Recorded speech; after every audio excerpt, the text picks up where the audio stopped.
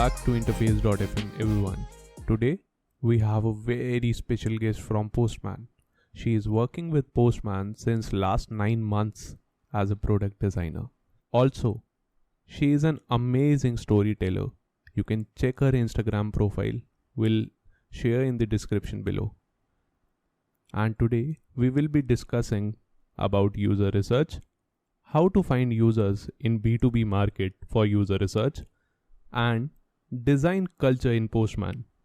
So, without further ado, let's get started and bring in Tithi Sharma. I'm very excited to record this podcast. Welcome Tithi, welcome to Interface.fm. Thank you so much for having me. So, it's been like 3 months we are sitting at home. How you are keeping yourself calm and composite? It's been stressful. I would be honest with you, especially in the initial days of the lockdown. It's something which nobody of us, guessed that we need to sit at home for that long period. So it has required minor tweaks here and there to get adjusted. I think the major challenge for me has been to balance the home life versus the office life. So when you're going to office, there is a separation, right? Because you're working from your desk, and there is an in time and an out time. We don't have any of that in a Postman, but still you do end up having that idea of having an in time and an out time. So when you're coming back home, you're probably not opening your laptop until and unless it's necessary. But when you're working from home, you have other things to look for. You have other things to take care. So it's a little difficult to separate that line. So sometimes I find myself working very late at night, and it's just difficult to switch off that designer persona and get into that laid back, chill persona. And sometimes it's also the other way around. Sometimes you just don't feel like working. I've had those days as well, but I guess having like a proper routine around your work has helped me minimize those kind of difficulties. So earlier I would wake up, I'll take a shower, I'll get ready and go to work. Now I wake up, I do pretty much the same thing, but instead of commuting like 15 kilometers to my work, I commute 10 meters, not even 10 meters, less than 10 meters to my work desk. So I'm trying to keep it cool and calm, and also having other things to do in your life other than your work and your homework, housework. It's very important. Like, for example, I love growing vegetables. So I have a ton in both of my gigantic balconies. Like, it's not that huge, but then I call it gigantic because I'm growing pumpkin and beans and whatnot. So these kind of stuff is it's keeping me busy and sane. And it's nice to spend some time with your family. It doesn't happen when you're going to office. So that way it's all nice. I think I'm pretty settled now. Okay. So, to begin with, what's your story? How did you become the designer? Yeah.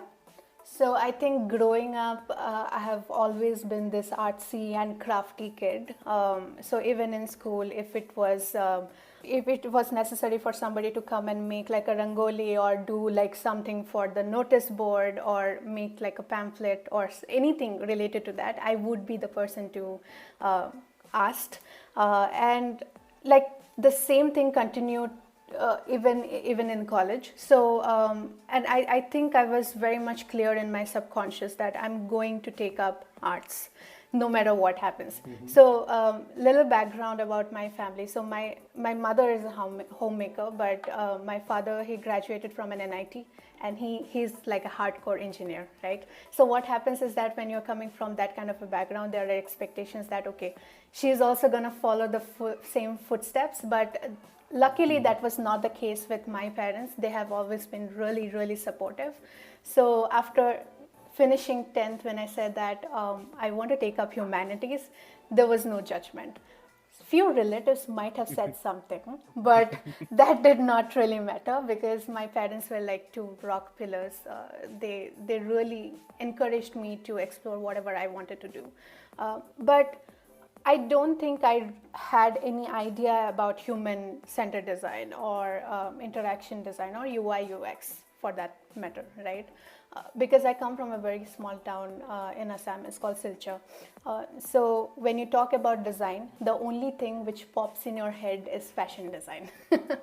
And I get it. yeah, and I don't think I wanted to do fashion design at that point. I knew that I want to do something related to fine arts, perhaps. That was my understanding at that point.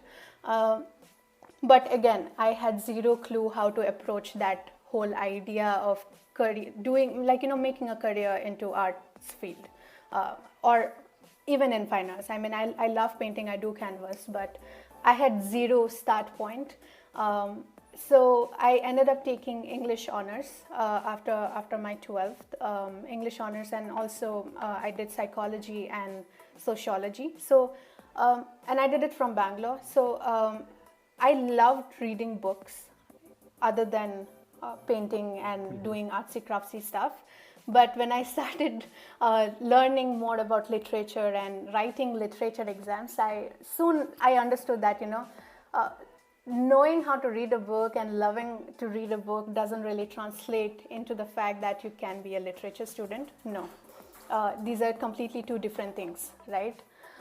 So I think it was in the second year of my college when I told my father that this is not what I want to do. I really want to make a shift. But in my head, I was also thinking I have already reached the second year of my course. Let's just finish it. Let's just get done with it. And by that time, I was already meeting a lot of people who are into the UI UX area or graphic design and stuff like that. So that was really helpful, because then I was exposed to this new world of designers where it was not just about fashion design, right? Yeah. And I think around that time, me and my then boyfriend, we wanted to start like a company where we wanted to make stop motion videos. So that was my first stint with any design software, for a matter of fact. Most of the work was done by him, I have to be honest. But just the fact that I was shadowing him when he was, using those softwares, or how even we made the overhead camera rig. We used PVC pipes to make it, and I'll send you a picture for that. Yeah. So the whole process of from starting to execution was really interesting, and I really wanted to get into something similar. Then I get to know that there are other institutes in this country where they don't just teach fashion design, but there are other kinds of design principles as well, or fields. So I got to know about Srishti, NID, MIT as well, also Chitrakala Parishad. But I knew that I didn't want to repeat the entire bachelor's again. And since I did not really have had 4 years bachelor's, I was not really eligible to write entrance exam for NID. So then I came to know that there is this bridge course which you can do from Srishti, which is to basically compensate your 1 year. So now you have 3 + 1, and now you are eligible to go ahead and do my master's. That's how I wrote the entrance exam of Srishti, and I ended up getting through. And it was a very useful, beneficial, interesting experience, because I was exposed to a gene pool of people having similar kind of ideas, who were equally crazy about design like me. So there were no judgments. So when we would talk about design, it was all very collaborative. So it was a very different kind of an experience. I finished that and I started working, and I don't think I'll do my master's anytime soon, but that was the plan at that point of time. I wanted to do a master's, that's why I did. But yeah, here I am years later. Yeah. Since we are talking about you, and you have took a lot of transitions in your career, so usually people are very scared about that. लोगों को डर लगता है कि यार मैं अभी ये कर रहा था, अब ये करूँगा, will I be successful enough कि पैसे मिलेंगे मेरे को ज़्यादा? And how did you made that choice? So I think, you need to be brave while you are making those choices. That's the most foremost thing. Because here you have invested 3 years of your life studying something. Now you want to let go of it and change your career completely. But what I can say is that no education goes to waste. So you will reach a point where you would know that everything is falling into the string and everything is aligned in a way that it's helping you build your career in overall. So, and I think for me, everything happened in a very organic way. I did not really plan that, okay, I have to take up psychology to study, to be able to become a product designer. No. But now it helps me a lot since I have that understanding of psychology, and it was not in a very detailed level, but the very basic understanding of how human behavior works. What are the things people keep in mind while doing certain things, really helps me understanding the target audience in a meta way, and ask the right kind of questions. So the major part of product design is, I feel, is asking the right kind of questions. If you can get past that limbo, rest everything falls in place, Okay. Yeah. So so I think you gotta be brave. You have to be hardworking, really work hard. There would be times nobody would come and help you and spoon feed you. I'm so glad that these kind of podcasts and stuff like these, like we are really evangelizing design in the recent times. I wish and I hope that it was the same case when I started out. Maybe it was there and I was not aware of it. I did not really had access to it. So you really have to work twice the harder when you are working all alone in solitary way, so you have to be working hard, and I think you also need that dash of luck. we cannot neglect that. So I think for me it all fell into place. I'm not saying it has been only good for me. There have been worse days I have seen in my life. There have been days when I thought, what the hell am I doing? I shouldn't be doing this. Maybe I should have taken more of like a STEM subject, which would fetch me a better result in terms of career. But you just cannot give up. If you are ready to pull it through, then you will get through, I think. Totally. So, since we are talking about design now, and what you find most challenging in design? I think asking the right kind of questions, especially before you start working on any project, as I said, most of the design is asking the right kind of questions. So you might have this idea X which you have in your head, which you want to go ahead and make something out of it. But are you doing your research well? Are you answering those questions well? Are you forming those questions well? That's the most challenging part, and that takes the majority of the time and should take the majority of the time, right? Because if you are doing that first step correctly, rest everything falls into the place. It's like a domino effect. So the last domino will hit the goal, you just need that nudge. And it requires also an insane amount of brainstorming when you're forming those questions and postulating those questions. I'm very lucky that I work in a design team where everybody is looking after one another. We are brainstorming on different kind of ideas, different kind of questions. Those discussions and those sessions lead to interesting insights for us to pick it up and then give it some kind of a shape. That shape itself is design, that would translate into good design.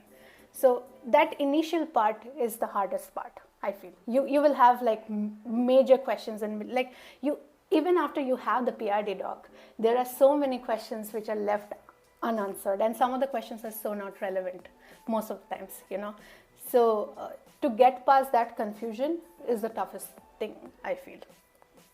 And also that, as a designers, we often tend to fall into silo.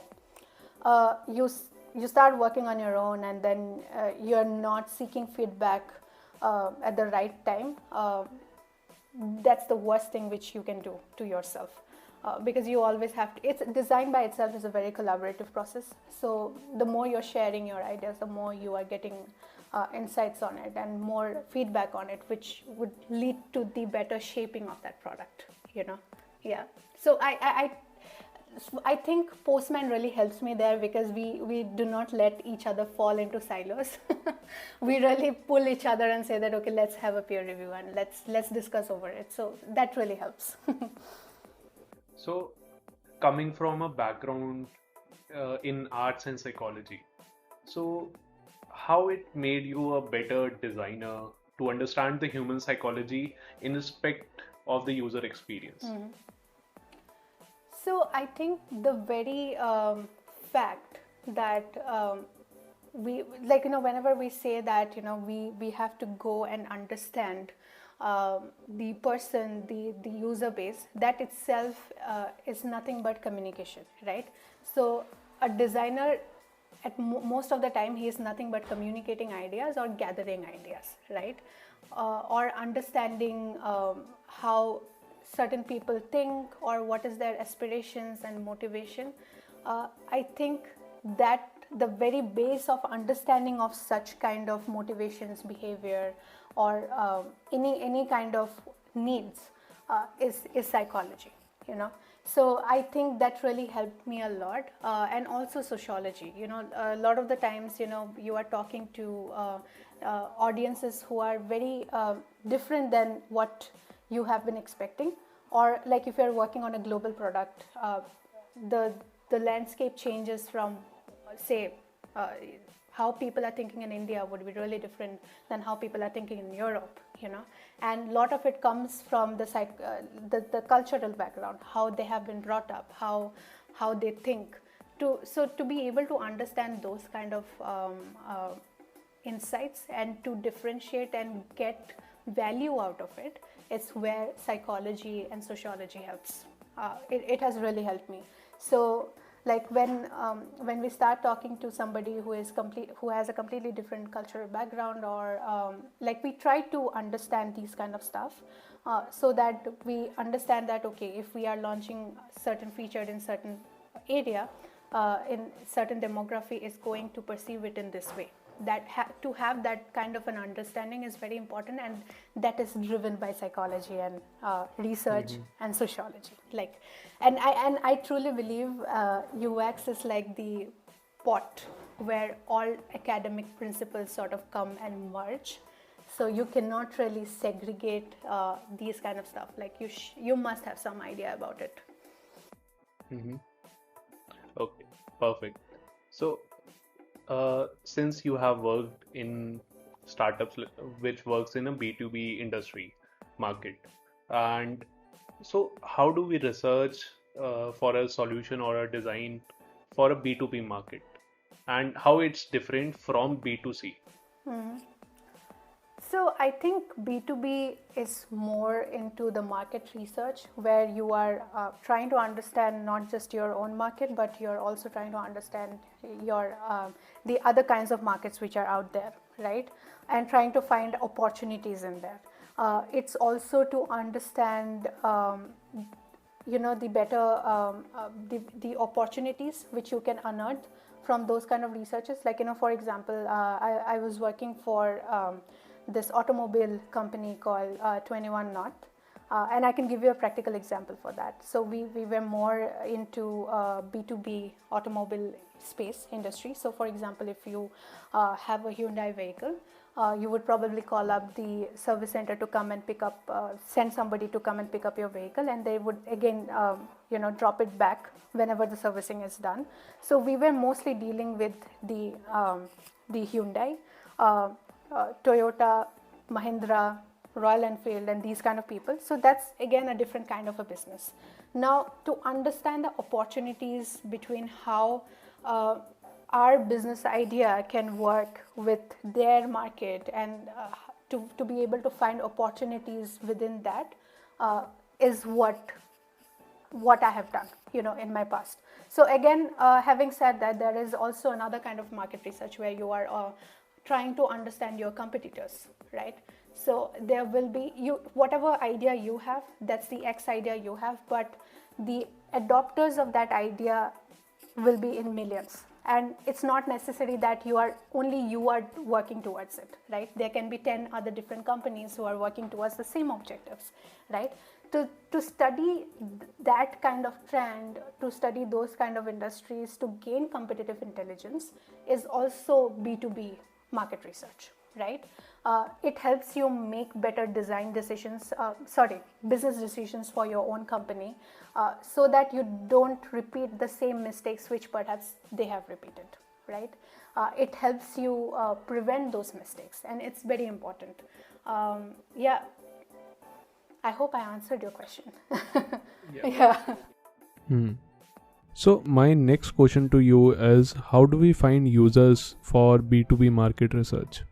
I think when you talk about B2B market research, it's more about the big numbers. So it's not like you would be going and talking to few people. You need that trend data, right? So you need to understand, okay, how this particular thing is working, probably in, say, sample size of this, having this kind of a background, So that's from where you can derive the customer insights and define the current market trends, You also tend to understand the economic shifts which happens during these kind of results.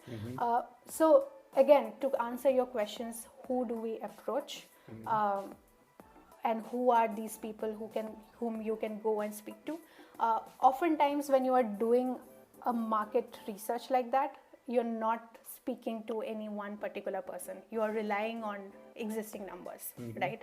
Or you might be taking forward a large scale survey or a research strategy initiative. So that's where research and strategy emerge into the picture. And it's not just limited to research. You have to come up with your own way, which would help you identify those gaps and help you identify the opportunities, right? So, and a lot of the times you might also come across people who are willing to speak to you, who are industry experts on certain things. Like, for example, if you were to do some kind of market research on B2B market research on weather, right? You would probably find somebody who is a weather expert. It's a very lame example, but it's a very naive example which I'm giving. You would probably find somebody who is very expert in these kind of trend analysis, or knows how the topography has shifted over the period of time, to have a second opinion, or to understand how this is relevant in the current times. So, but it's not easy, because to find these kind of experts is very tough. It's like in B2B sector, we can't randomly pick users and just talk to them. You can. I mean, it also depends a lot on the product you are working on. Like, for example, it depends a lot on the product. Like, for example, if we were to do some kind of a market research, B2B market research on, say, food delivery industry, right? I, as a consumer, I end up using Swiggy. I also end up using Zomato, right? So, and as a researcher that, okay, here in Bangalore, there are so many people who do end up using these kind of applications. How would they respond to this new idea? Let's go and find out, right? So in that case, you're not really talking to an industry expert or anything. You're talking to normal users, right? And that is possible because we are talking about this particular industry. If it was something to do with very specific, say, space research or whatnot, then the whole concept and the strategy needs to be changed accordingly. Like at that point of time, you cannot just randomly pick somebody to speak about it. It also brings me to the next point that when we are talking about research, sampling the users is very important, and identifying the right kind of users to go and speak to is the most crucial part. So like even in Postman, like we try to find those people who will give us very unbiased opinion as opposed to somebody who has been using Postman for a very long time and loves Postman, So when you go ahead and speak to Postman fanboys, it is most likely that you're going to get a very diluted data. Because they will likely not speak about the oddities and what is not working out for them, So sampling of users is very important, and it varies from different kind of research. So in B2C, since you have the access to your own market, right, and your own consumer base, you can actually pick and choose, and you have those trend analysis and the data, who are these people who are clicking in this particular button, who are these people who are actually using this particular feature. Perhaps since they're using this particular feature, probably this new feature which we are talking about would be helpful for them, right? So let's go and speak to them. So that's a very different kind of a sampling. But when we talk about B2B, again, it depends from product to product, right? The strategy changes. It needs to be vastly different. Again, I'm no guru. Totally. Again, I'm not a guru, but this is what I have learned until now, and I'm every day learning about it. Okay, so coming back to the topic, so talking about the Postman, you are working with them as a designer, as a product designer, and since we have talked earlier about this, you love the culture of Postman, and so since you are working with Postman since last 9 months, what you have learned and what you felt while working with them? I have learned various kinds of frameworks, of the whole product design system and how it should work, So when I was working in my earlier company, I was the only designer, and yes, I did ended up making like a team of interns, and then we also had one full time. But I was the one who was calling all the shots all the time, right? So there was nobody else above me who would come and counter me that, okay, hey, this is not going to work out. Let's brainstorm more on it. I was sort of working in a silo, which is not right. That's the worst thing you can do as a product designer, to work in a silo. That culture is very different in Postman. As I said, we are like a small family who is always looking out for each other. It's very collaborative. So even if there is another design lead who is working on a very different kind of a design or a feature, we often end up having a discussion as a team if this feature would work or not. We always have that input. And I don't think there is any kind of the fear of getting judged is not there, because we are always looking towards feedback. We are always sharing our screens. Like of late, it's happening too much. Otherwise, we present. Now, so like most of our times goes in syncing up with other designers from other teams, how they're working, because like at the end of the day, we are working towards a common goal, which is Postman. We want to build this company. We want to align everything in a way so that it helps the overall goal of making this product better, right? And the product is Postman, right? But when we talk about design teams and operations, design ops around it, we work in different kinds of team, right? But I could be working in a certain feature, but that doesn't mean that that feature will not have any impact in other squad or other team. So we are always in discussion with each other. We are always presenting screens. We are always taking feedback. It's very collaborative and very, very non-judgmental. I can say that because we come from a point, we come from a place of giving feedback, constructive feedback, as opposed to let's pull down this designer. That also happens. That also happens in many companies, I know, because since I've been to a design school, I end up having many designers who happen to be my friend. It's a sad thing because design community in India is still a very small community, I feel. So we need to be helpful towards each other, towards helping each other, building each other's career as much as we can, And I'm so happy to see these kind of podcasts because that helps. into that agenda. So like talking specifically about Postman, I have learned that you need to start asking for feedback from a very early stage. And if somebody who is not from the design field, who has zero understanding about design, you would still want their feedback on your design as a stakeholder, and maybe the language needs to be different, right? Maybe that person will not understand design, but that person will understand numbers, right? Yeah. So the discussion pattern needs to be changed, and something which I have learned in Postman, So it's been wonderful. It's been wonderful 9 months in Postman. So, since we are talking about Postman designers, how many designers are there, and could you please tell me about their job role in brief? How do you segregate your work as a design team? Okay, so like I started working as a product designer for Postman, but you can say that I'm more in a transitional phase where I'm shifting my focus more into product research, UX research, more so into usability testing and areas around that, right? But when we talk about design culture and how many designers we have, it would be difficult to say the number because I'll have to count now. Because every week we have a new face coming in, right? We are hiring like crazy. So, but what I can say is that, we do not really have any segregation in terms of designers. Everybody is a designer, but the major segregation which I can see is the UI design and the UX design. So these are two very different fields in Postman.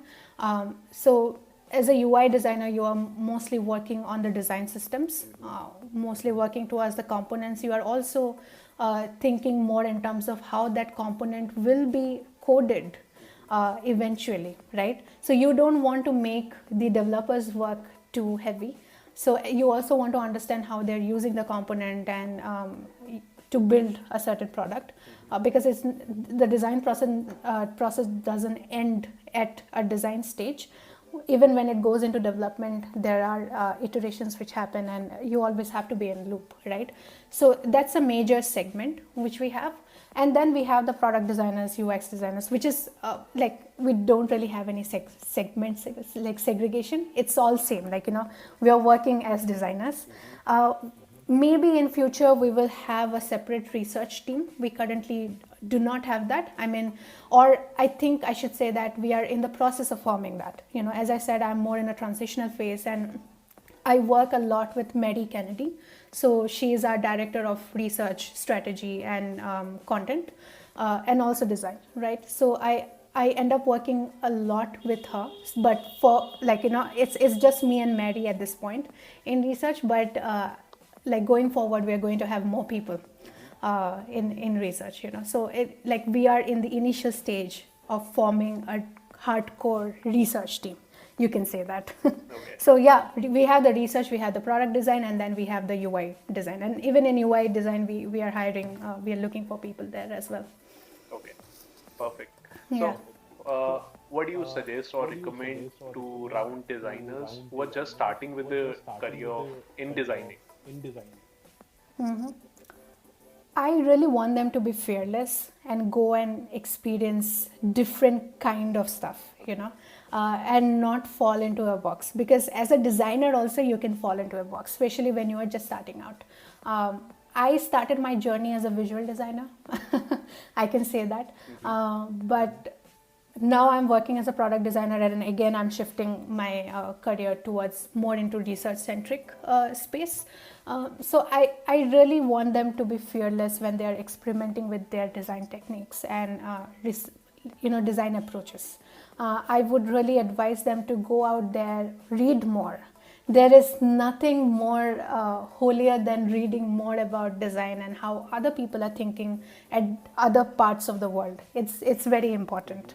So maybe follow designers whose work you really admire. Try to understand their psyche, what they were thinking when they were making that design or making certain design choices or decisions. With the access to Medium and other research journals, there is a whole world out there where you can go out there and read, take insights from, and maybe practice that, imbibe that in your own practice. That's really important. And another very important thing I would say is that, a lot of the times as designers, we often think that, okay, let's learn Figma, let's learn Sketch, let's learn all the design softwares and everything, then I'll become a designer, good designer. No, that's such a wrong thing to say. Yes, I mean, you do have to know the softwares to be able to design, but that comes at a much later stage. That's something which can be picked up easily. But I think the core concentration should lie around design thinking, asking the right kind of questions, approaching your audiences in the right way. That's the first base, So if you can get that right, rest everything will follow. So this was one of the mistake I made in my initial days of the career, that I learned Sketch and I started calling myself as a designer. Yeah. So I think, what used to happen is that earlier, and it also happens now. I mean, earlier when I would design, just 2 months later when I would reflect back and I would see the designs again, and I'll be like, what the hell did I do? Why did I design like that? I think that changes when you are getting the basics right. So when you're getting the basics right, you are not designing for the immediate cause. You are taking the whole problem statement at a totality, and you are also analyzing how that's going to act in the future, how that would be adopted in the future, what should be the product roadmap for that. So in your own way, you sort of act as a product manager in your head, and that's so important. So when I look back, when I see my designs now, I do not necessarily feel that. I'm like, okay, that's an incremental improvement. I'm going to do that in the next stages of design, next stages of iteration. So that immediate hate has changed into an iterative process, which is great. I mean, that's been a great transition. Just one suggestion from my side, who are fighting against XD, Sketch, Figma. It doesn't matter. It depends on the organization, what they are using it. Or you are just joining a startup and where you can change the culture to maybe XD to Figma. It depends on the power you have. Of course. So very interesting thing. So before I joined Postman, Postman was using Sketch. And we were doing all of our designs in Sketch. So when I joined Postman, I did not really use Sketch, but I was onboarded more into Figma, right? And the reason why we chose Figma over Sketch is because Figma is much more collaborative. You can do a lot in Figma which you cannot do in Sketch, and the whole organization is out there in Figma. So that's another thing with the whole democratizing of the design tools. People often fall into the limbo that, hey, now I can use Figma, so I can become a designer, It's a good thing and a bad thing. Good thing because you have that confidence now, but it's also a bad thing because you're not getting your basics right. Yeah.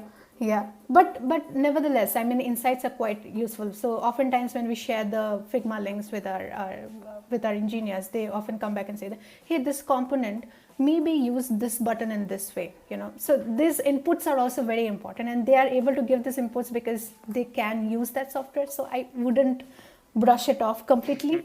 Okay. Yeah. And my last question to you is, what legacy you want to build?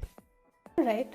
So this is a very tricky question because do I want to leave a legacy? Yes, of course I do want to leave a legacy, and everybody should think towards that,